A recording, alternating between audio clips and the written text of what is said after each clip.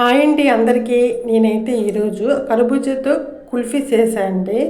అయితే ice cream. మనకి ఈ కుల్ఫీ ఐస్ క్రీమ్కి కర్బూజా ఉంటే చాలండి. కర్బూజా తీసుకొని దానిపైన ఉన్న తొక్కను తీసుకొని ఈ కర్బూజాని చిన్న చిన్న ముక్కలుగా కట్ చేసుకోవాలి. కట్ చేసుకున్నాక దీన్ని మిక్సీ జార్లో వేసుకొని ఒక 2-3 యాలకులు అలాగే కొంచెం షుగర్ కొద్దిగా పాలు వేసుకొని ఇది మనం మిక్సీ చేసుకోవాలండి పేస్ట్ బాగా.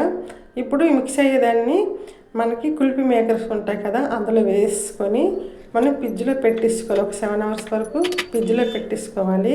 ఫ్రిడ్జ్లో పెట్టుకున్నాక ఇవి వెంటనే రావు. కొద్దిగా వాటర్లో మనం ఇలా ఇచ్చేస్తే మనకి ఈజీగా ఐస్ క్రీమ్ ఇలా వచ్చేస్తుంది అనమాట. అంతే అండి, ఎంతో టేస్టీగా కుల్ఫీ అయితే వచ్చేసింది. ఇవి కుల్ఫీ మేకర్ లేకపోయినా మన దగ్గర చిన్న గ్లాసులు ఉన్నా అందులో వేసుకోవచ్చు. నేను ఒక గ్లాసులో వేసానండి. ఇగోండి, ఈ చిన్న గ్లాసులో వేసి ఇలా మనం చేసుకున్న టేస్టీగా ఉంటాయి. ఎంతో టేస్టీ, ఇంకా హెల్దీ. అంతే అండి. వీడియో లైక్ చేసి సబ్స్క్రైబ్ చేసుకోండి. Bye bye friends.